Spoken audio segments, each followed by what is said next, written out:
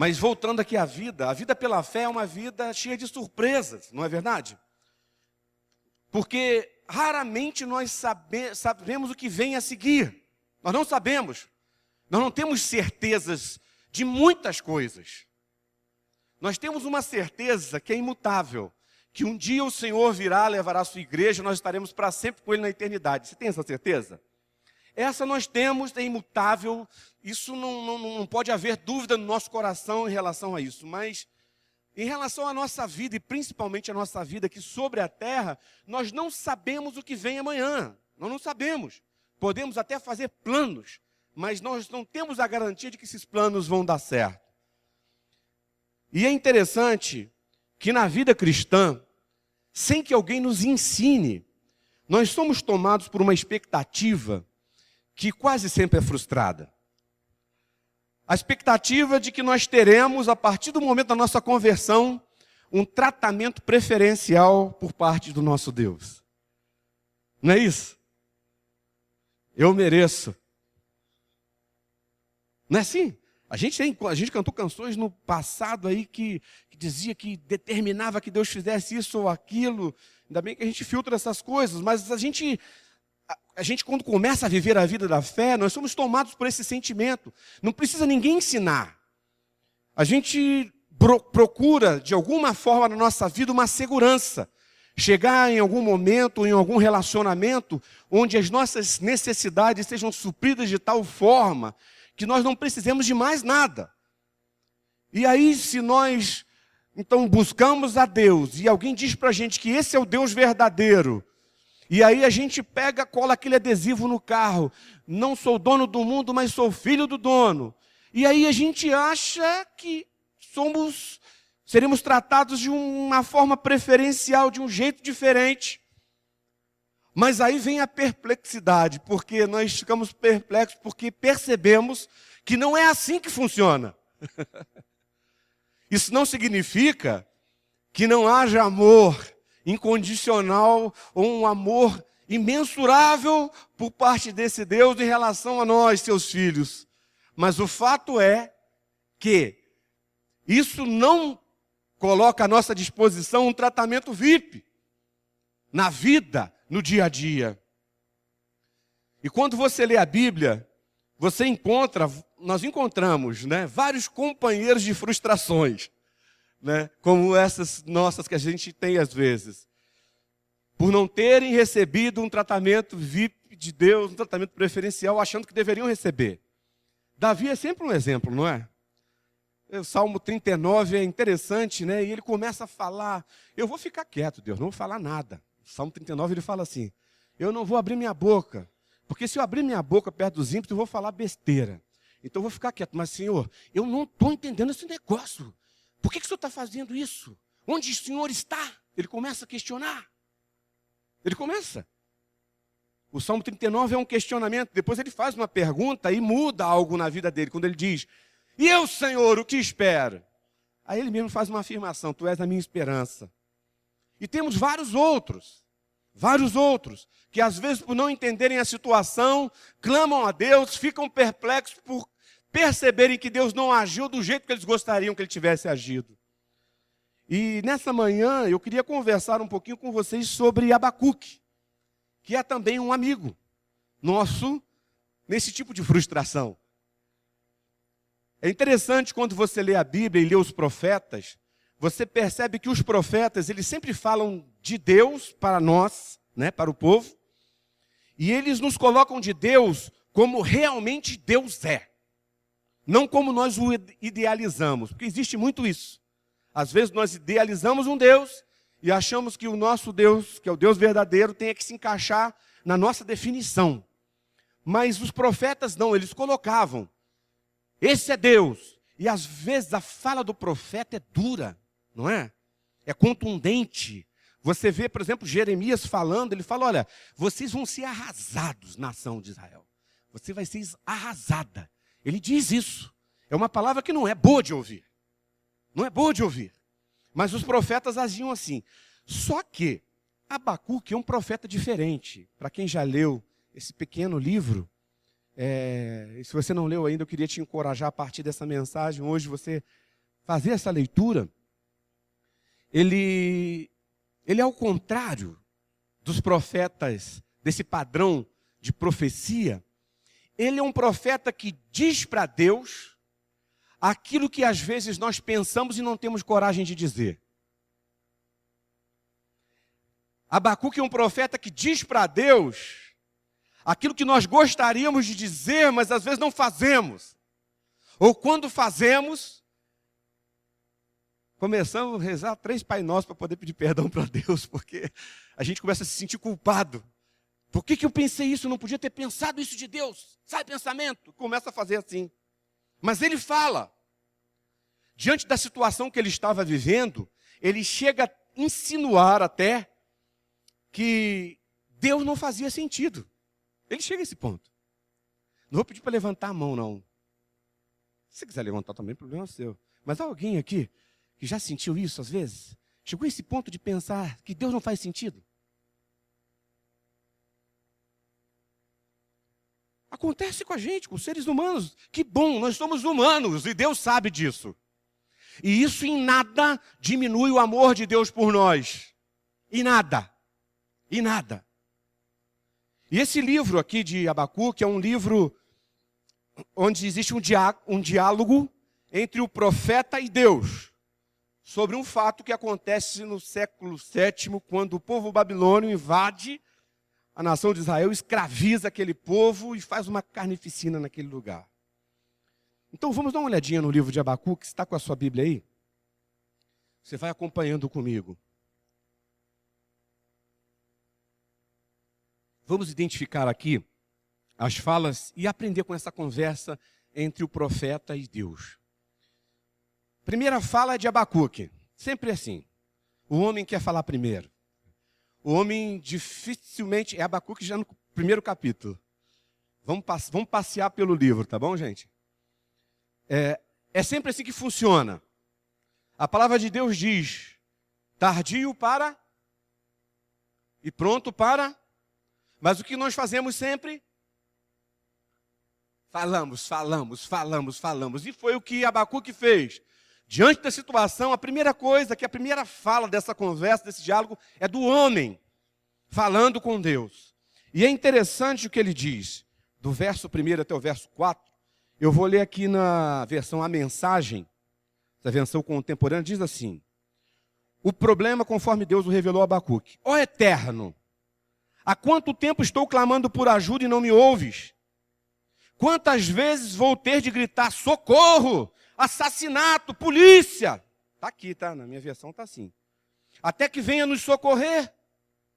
Por que me forças a olhar para o mal, a encarar os problemas todos os dias? A anarquia e a violência todos os dias. Há discussões e brigas por todo lugar. A lei e a ordem viraram pó. Ele não está falando do Brasil, tá? Apesar da semelhança aqui. A justiça virou piada. Os maus paralisaram os que levam uma vida correta e viraram a justiça de ponta cabeça. Interessante, não é? O que acontece com esse profeta? Ele olha a realidade do seu povo, e assim estava a nação de Israel. Essa baderna. Parece o Brasil, uma mera coincidência, onde tem seres humanos longe, caídos, longe de Deus. Isso vai acontecer. Ele começa a questionar a situação do povo que ele vivia, que estava marcado pela injustiça. Torcia-se a justiça, os poderosos oprimindo aqueles mais simples, os pequenos. Esse era o contexto. E ele clama a Deus e pede socorro. E pelo jeito parece que havia um certo silêncio por parte de Deus. Isso já aconteceu com as suas orações? Já? Sim. E talvez num momento onde esse silêncio começa a incomodar, porque no começo do silêncio você até administra, né? Ah, mas existem textos na Bíblia que diz assim, que a gente deve perseverar em oração. Então vamos perseverar. Isso é no começo do silêncio. Aí a gente diz assim, a gente conta aquela parábola do amigo importuno que bateu na porta, até no começo do silêncio, a gente lembra desses textos todos. Mas quando chega lá, para alguns anos de silêncio, alguns meses de silêncio, talvez para alguns dias de silêncio, já viram um brado como esse aqui de Abacuque. Socorro, Deus, onde o Senhor está? Será que o Senhor não está vendo o que está acontecendo? Ele clama a Deus. Agora, uma coisa que nós temos sempre dito aqui, batido nessa tecla, é que não há oração sem resposta. Não há oração sem... Queira a gente gosta dessa afirmação ou não, isso é verdade. Porque o profeta fala e logo em seguida, Deus fala também. Deus fala com ele.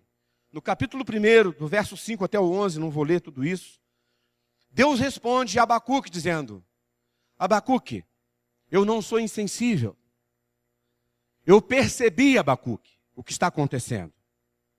E eu já tomei providências, já tomei uma decisão. E ele diz assim: eu vou usar o povo babilônio para poder disciplinar, para poder tratar com o meu povo.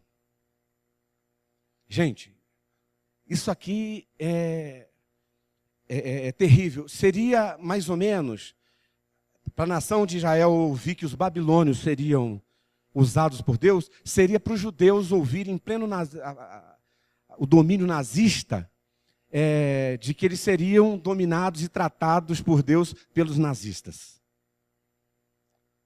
Aberrações semelhantes eram feitas pelos babilônios.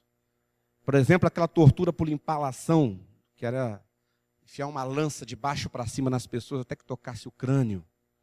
Coisas desse tipo. Eram terríveis. Eles entravam nas nações e faziam com que aquele povo perdesse a sua identidade, desaparecesse. Misturavam a língua, destruíam a cultura, tentando de alguma forma anular e tirar da face da terra aquele povo. E Deus diz, o profeta que clamando a Deus, e de repente talvez venha aquele momento no coração dele: poxa, até que enfim, Deus, o Senhor está falando comigo. E aí Deus responde que vai usar o povo babilônico para poder tratar o povo dele. Aí Abacuque fala também de novo. Ele reage. Lá do verso 12 até o capítulo 2, verso 1, resumindo a fala de Abacuque, como se estivesse dizendo assim: Deus, o Senhor está louco. A gente não tem coragem de falar essas coisas, mas a gente às vezes pode até pensar esse negócio. Ainda bem que Deus perdoa, o Deus de toda graça, como a Ângela disse aqui. Ele diz assim: eu estou com medo de ouvir essa sua proposta. Mas Deus, o que é isso que está acontecendo? Como o Senhor vai fazer um absurdo desse? De usar a nação mais cruel para disciplinar o teu povo? Nós vamos morrer? É isso? Nós vamos ser apagados da face da terra? É o questionamento que ele faz. E Deus responde de novo. No capítulo 2, do 2 ao 20. Resumindo, é como se Deus estivesse dizendo assim para Abacuque: Abacuque, eu sei o que eu faço. Eu sou justo. Os babilônios também serão disciplinados. Há uma coisa interessante que a gente percebe na Bíblia, se você olha isso desde lá do livro de Gênesis, quando fala sobre a medida da iniquidade. Parece que existe para algum povo, para alguma nação, para cada povo, existe um teto para isso. Quando isso se derrama, há uma intervenção de juízo. Foi assim nos dias de Noé, foi assim com Sodoma e Gomorra. Ou seja, a medida da iniquidade transbordou, e aí o juízo veio. De certa forma, essa ação dos babilônios faria com que a medida da Babilônia fosse derramada. E o juízo também viria sobre os babilônios.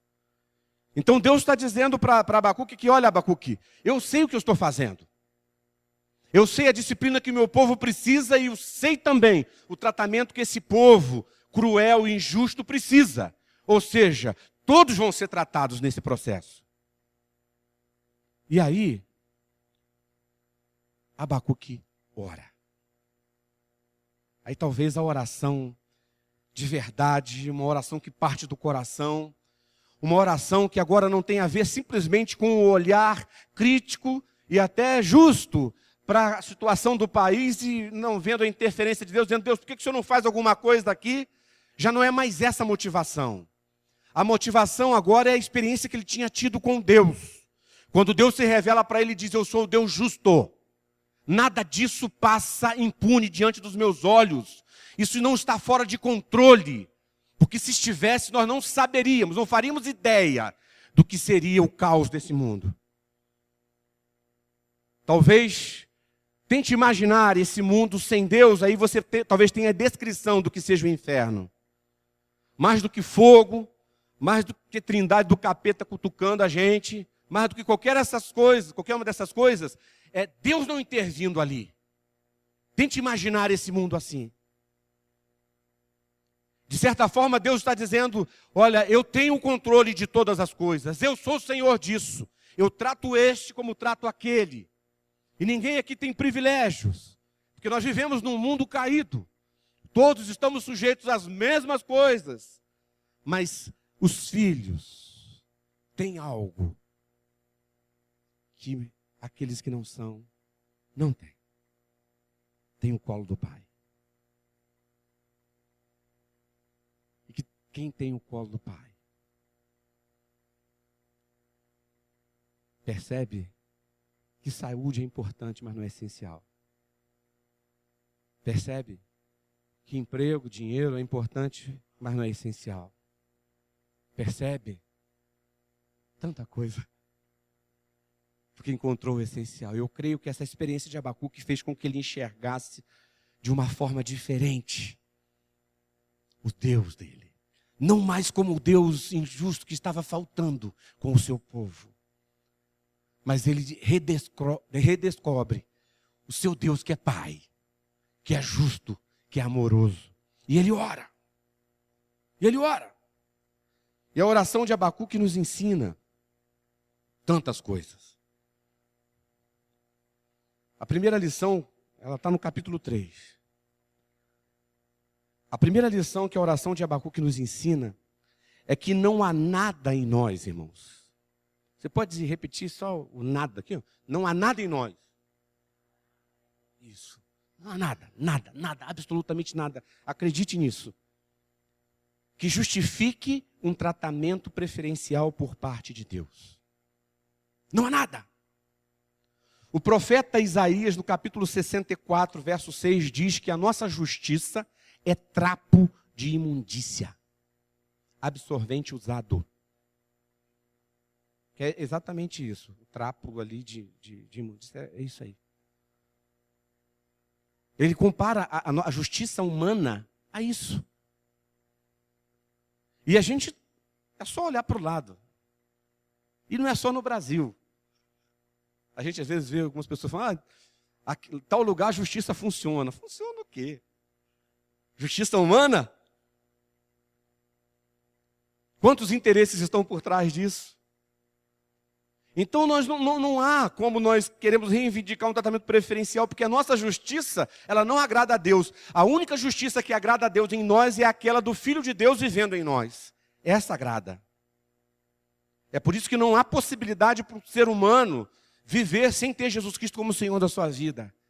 E permitir-se ser conformado dia a dia à imagem desse Jesus. Não existe. Outra questão é que não há nada em nós que justifique que até o nosso serviço não passa de um cumprir de obrigação. Nosso serviço ao Senhor. Lucas 17:10 diz que quando nós fazemos tudo o que devemos fazer, nós somos servos o quê? Você nem conhece esse texto bíblico, gente? Somos servos o quê? Inúteis. Por quê? Não fizemos mais do que obrigação. O que o mercado corporativo aí diz? Que você vai crescer e vai deslanchar quando você tem um diferencial. Se você está numa empresa e faz exatamente o que tem que fazer, você é simplesmente mais um. Se você quer crescer e quer fazer diferença, tem que ter um diferencial. E aqui, as Escrituras deixam isso bem claro, que quando nós fazemos tudo que devemos fazer, de acordo com os nossos dons, com as nossas responsabilidades, com aquilo que nos é delegado. Fazemos mais do que obrigação. Então, gente, não há mérito em nós. Não há nada em nós que justifique um tratamento diferenciado. Senhor, eu dou o dízimo. E daí? Senhor, eu frequento os cultos. E daí? Senhor, eu uso o meu dom. Estou 300 anos como diácono da igreja, como pastor da igreja, como presbítero da igreja. E daí? Nós não estamos fazendo mais do que a nossa obrigação, amados. Outra lição que a oração de Abacuque nos ensina é que nós vivemos no grande mundo da soberania de Deus. O mundo em que vivemos é o mundo da soberania de Deus. O soberano aqui é só um. Ainda que nós tenhamos textos bíblicos que dizem que o mundo jaz no maligno, a gente saiba que o capeta, coisa ruim, apronta nesse mundo, nós sabemos disso, é verdade, mas o mundo não é dele. A liberdade que ele tem é a liberdade que uma pessoa tem num navio, quando esse navio sai de um porto e vai para o outro. Vai chegar onde Deus quer, onde o piloto do navio quer. Não há nada que o coisa ruim possa fazer que mude o curso desse navio ou faça afundá-lo. Vai chegar onde Deus quer. Quem manda é Deus. Percebe?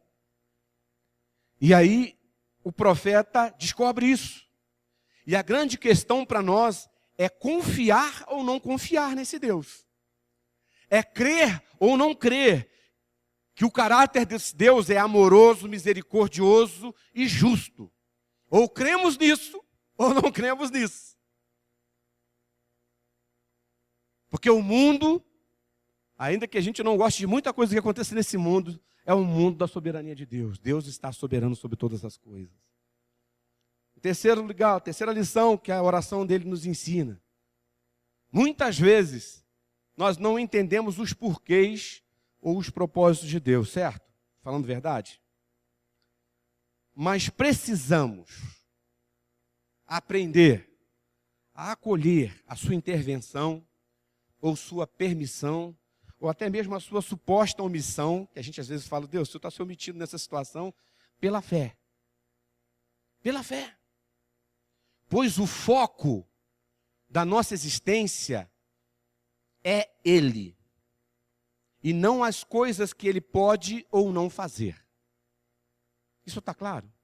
O foco da nossa existência é Ele, e não as coisas que Ele pode ou não impedir. Por que Deus não impediu? O foco não é isso. O foco não é esse. O foco é Ele. Ele é soberano, digno da adoração das suas criaturas, dos seus seres humanos. O foco é esse. O foco é Ele. E não nós. E as nossas vontades. Eu vou usar até um pouquinho mais. E as nossas necessidades. O foco continua sendo Ele acima de tudo isso. Essa é a vida cristã. Essa é a vida de fé que tem sido pouco pregada nesses últimos tempos. Tem mais lição ainda. Quase acabando, gente. Quarta lição que a gente tira aqui da oração dele é que a vida de fé em Deus, a vida de confiança permanente em Deus, é a única vida plena e verdadeira que existe. A vida sem Deus é lixo. A vida religiosa é lixo. A vida de fé em Deus, de confiança permanente nele, apesar de, ainda que, é a única vida plena que existe. Quem tem experimentado isso sabe do que eu estou falando. E por último, diante das situações adversas que nos sobrevêm, nós podemos e devemos orar, não é verdade? Que podemos conversar com Ele, como fez Abacuque. Ele vai conversar conosco. Mas nós precisamos, principalmente, esperar e ouvir. Esperar e ouvir. Mais do que qualquer coisa. Mais do que falar. Mais do que fazer campanha de oração. Mais do que recitar orações prontas, como se fossem mágicas. nós precisamos esperar e ouvir.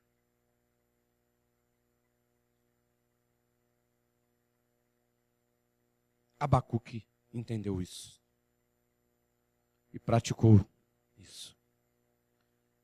E no final da oração dele, que é o capítulo 3 inteiro, ele diz assim: mesmo que não haja figos na figueira, e as uvas nas videiras não amadureçam, mesmo que não se colham azeitonas, e os campos de trigo não produzam, mesmo que os apriscos estejam sem ovelhas e as estrebarias sem gado, desde já, cantem louvor jubilante ao Eterno, pulando de alegria diante de Deus, meu Salvador, por saber que o governo do Eterno será vencedor. Aleluia. Sinto-me fortalecido e encorajado. Corro como um cervo e me sinto o rei do mundo. Por saber que o governo do Eterno será vencedor, sinto-me fortalecido e encorajado. Corro como um cervo e me sinto o rei do mundo.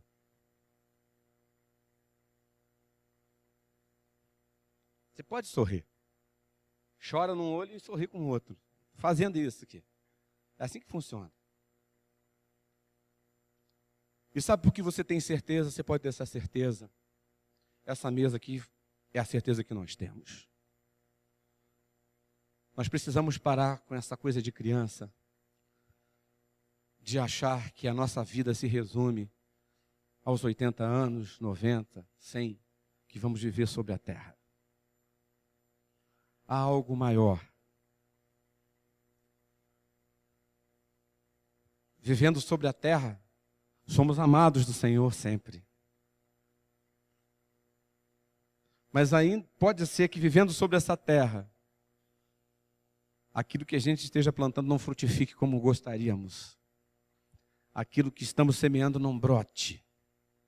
Mas isso não significa derrota. O que significaria derrota para mim e para você seria a ausência de Deus nas nossas vidas. Isso é derrota.